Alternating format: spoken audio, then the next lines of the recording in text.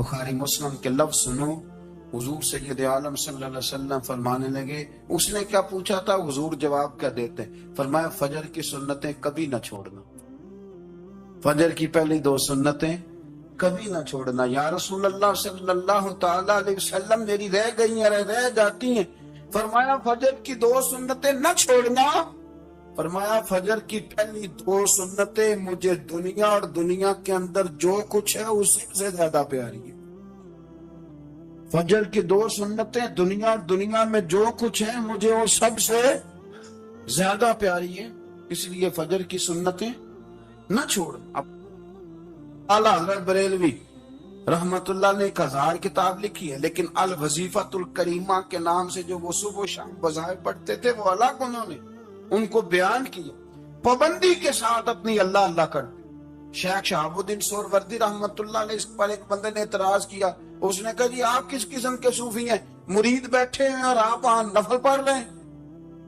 یہ بھی بڑا مسئلہ ہوتا ہے نا، جو بندہ ملنے آتا ہے وہ اپنے ٹائم کے حساب سے آتا ہے، اور پھر اس کا یہ بھی خیال ہوتا ہے کہ پیر صاحب جو ہیں وہ چونکہ درویش ہیں تو نہ انہیں روٹی کھانی چاہیے نہ سونا چاہیے، چونکہ وہ درویش ہیں، اور ہم چونکہ درویشوں کے ماننے والے ہیں لہذا ہمارا یہ طریقہ ہونا چاہیے کہ جیسے ہم کہیں درویش ویسے ہی کر جائے۔ حالانکہ جس کو آپ درویش کہیں گے آپ اس کی مانیں گے، آپ منوائیں گے نہیں، تمہارا مزاج ہوتا ہے۔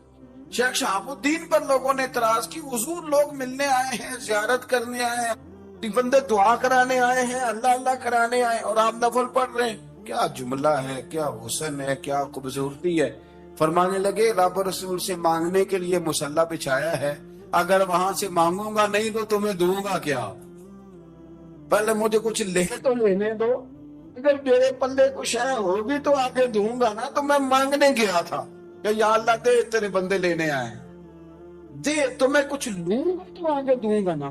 لیکن ہمارا یہ سٹیٹس، یہ مزاج، یہ شعور نہیں ہے۔ گپیں، کہانیاں، داستانیں، گفتگو، خطابت، واز، کیا بات، لیکن اگر کچھ کرنے کا کام ہو تو وہ نہیں ہم سے ہوتا۔ میرے نبی کریم علیہ السلام نے مصلی سے دل لگانے کا درس دیا، حضور نے توجہ دلائی، صحابہ اس ذوق کے حامل لوگ تھے، وہ کوشش کرتے تھے۔ جناب صدیق اکبر رضی اللہ تعالیٰ عنہ کا عبادت کا مزاج ہمیشہ قائم رہا۔ حضرت عمر فاروق ساری رات اللہ کے حضور کھڑے رہے۔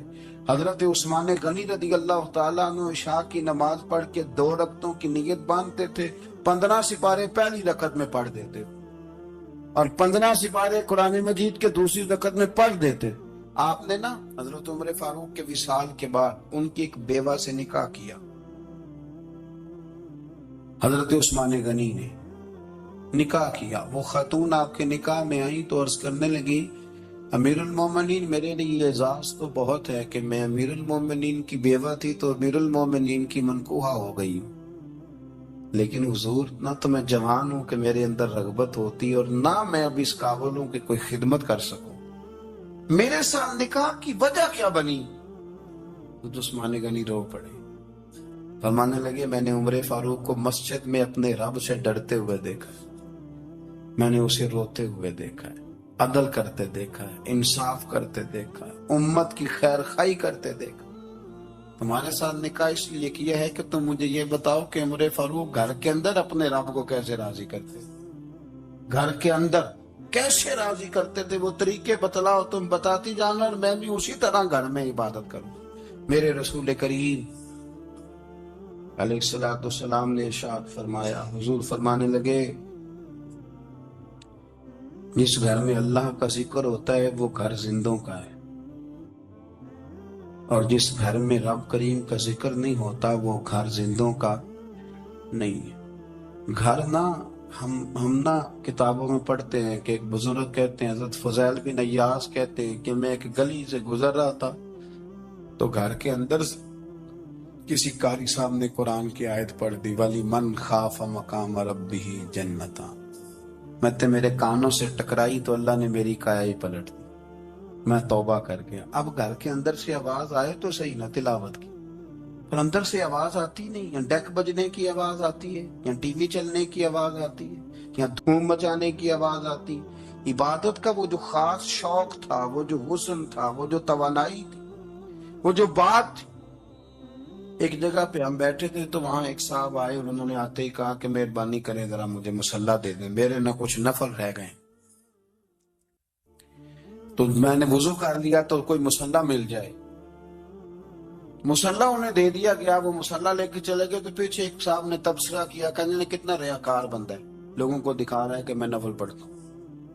ہے کو بات کرنے والی. میں نے اسے کہا، میں نے کہا تو مہربانی کرنا، اس طرح کی ریاکاری تو بھی کر، پکڑ مصلی اور جا تو بھی تھوڑی ریاکاری کر کے آ، اٹھ ذرا شکر کر. کوئی یہ ریاکار بھی ملا ہے، کوئی نفل پڑھ کے ریاکاری کر رہا ہے. اللہ کا میں کہتا ہوں کو پڑھے تو صحیح نہ یار، یہ کوئی دور ہے نفل پڑھنے کا؟ اس میں تو لوگوں کا مزاج ہی نہیں، طبیعت ہی نہیں. میں نے کہا چل مہربانی کر، یہ لے مصلی اور تو بھی جا تھوڑی سی یا ریاکاری کرو تو صحیح نا. مزاج ہی نہیں، ذوق. جمعے کی نماز پڑھ کے یوں دنیا بھاگتی ہے، او ہو پتہ نہیں کون سی پیچھے آگ تھی جو بجھائی جائے گی. اور آج تک لوگ مسئلہ پوچھ رہے ہیں کہ جمعے کی بعد والی سنتیں کتنی ہوتی ہیں. میں نے کہا کتنے سال ہو گئے جمعہ پڑھتے، کتنے سال ہو گئے، ابھی تک سنتوں کا نہیں پتا. ابھی تک میں علم کے پہلے کتنی رکھتے ہیں اور بعد میں کتنی رکھتے ہیں. فجر کی سنتیں کب پڑھنی چاہیے؟ سنو فجر کی سنتوں کے بارے. میرے رسول کریم سید عالم صلی اللہ تعالی علیہ وسلم سے ایک صحابی نے پوچھا تھا، حضور میری فجر کی سنتیں رہ گئیں یا رہ جاتی ہیں تو حکم کیا ہے؟ کیا انداز ہے حضور کا، نہ ذوق، اپنی طبیعت. ہم نے نا ذوق غلط بنا لیا. اگر 20 بندے کہہ بھی دیں گے تو نے بڑی شاندار تلاوت کیا تو کیا اس سے بنے گا؟ 100 بندہ کہہ بھی دے تیری کیا بات ہے، کیا بات ہے نعت خاں کی، کیا بات ہے علامہ صاحب کی، پیر صاحب کی، پیر مہر علی شاہ صاحب رحمت اللہ علیہ. آپ تشریف فرما تھے تو آپ کے ایک ہی بیٹے بابو جی جن کو کہا جاتا ہے، جس دن صاحبزادے پیدا ہوئے تو خادم نہ وہاں سے نکلا. ان لوگوں کے شوق اور طرح کے تھے نا، تو ان کی توجہ بھی اپنے شوق کی طرف رہتی. تو خادم نکلا اندر سے، پیر صاحب مبارک ہو، پیر صاحب مبارک ہو، پیر صاحب مبارک ہو، پیر صاحب مبارک ہو. شور کر رہا ہے. تو پیر صاحب کو وجد ہو گیا، اللہ اکبر، اللہ اکبر، اللہ. وہ کیا ہوا؟ اس وقت کیوں مبارک دے رہے ہو؟ اس کی حضور اللہ نے بیٹا دیے. تو آپ فرمانے لگے اچھا حضور آپ کیا ہوا، آپ تو پریشان ہو گئے. فرمانے لگے جب تو نے 3 دفعہ کہا نا مہر علی کو مبارک ہو تو میں سمجھا تھا شاید تجھے کسی نے بتا دیا ہے کہ مہر علی سے اللہ راضی ہو گیا. میں سمجھا تھا کہ شاید تو یہ خبر لے کے آیا ہے کہ کسی نے بتایا ہے کہ مجھے آج خبر ملی ہے کہ مہر علی سے رب اچھا پتر ہوا ہے. الحمدللہ، اللہ کا شکر ہے. پر میرے لیے مبارک کا دن وہ ہوگا جب میرا رب کہے گا کہ میں مہر علی سے راضی ہوں. میرے محبوب کہیں گے کہ میں مہر علی سے. آپ بات کو سمجھیں. شوق ہی کسی اور طرف تھا، دل ہی کہیں اور لگا ہوا تھا، طبیعت ہی کہیں اور مائل تھی. کوئی وظیفہ پوچھتے تھے تو پڑھتے تھے وہ لوگ، کچھ اللہ اللہ انہیں بتائی جاتی تھی تو کرنے کا ذوق رکھتے تھے، طبیعت تھی، قائل تھے. حضرت ربی کہتے ہیں میں بڑی دور سے سفر کر کے گیا حضرت اویس کرنی سے ملنے، بڑی دور سے. اور جب میں پہنچا تو فجر کا وقت تھا. تو حضرت اویس کرنی کو میں نے پا لیا. تو وہ نماز پڑھ کے نا قرآن شریف لے کے بیٹھ گئے. فرماتے اشراق چاشت کا وقت ہوا تو نفلوں کی نیت باندھ لی. محدث ابن الجوزی نے لکھا ہے، فرماتے ہیں پھر جب زوال کا وقت ہوا تو مسجد میں جھاڑو دینے لگ گئے. ظہر کی نماز پڑھ کے تو عصر کی تیاری تک وہ مسجد میں بیٹھے رہے. اور میرے نبی پاک علیہ السلام نے فرمایا جو نماز کے انتظار میں بیٹھا ہو وہ نماز ہی میں ہے، وہ نماز ہی میں ہے. فرمایا میری دنیا، میری امت کی جو رہبانیت ہے نا وہ اتنی ہے کہ نماز کا انتظار کرے. اذان کے بعد نماز کا یہ راہب ہے، یہ اس وقت چھوڑ کے بیٹھے ہیں سارا کچھ. فرماتے ہیں عصر تک انہوں نے اللہ اللہ کی، پھر مغرب تک کی، عشاء کی نماز ہوئی تو نماز پڑھی تو وہ تھک گئے. اب مجھے وہ فارغ ہو مصلی چھوڑے تو میں ملاقات کروں نا. کہ آپ حیران نہ ہو کہ اتنی دیر بندہ کیسے اللہ اللہ کر. ہم نے کی نہیں نا اس لیے ہم پریشان ہیں. جو عادی ہوتے ہیں وہ کر بھی لیتے ہیں، وہ یہ کام میری بات کی سمجھ آئے؟ جب جاتے ہو کسی دفتر میں تو 8 گھنٹے کھڑے رہ لیتے ہو نا، مجبوری ہوتی ہے تو کھڑے رہا جا سکتا ہے۔ پاسپورٹ کے دفتر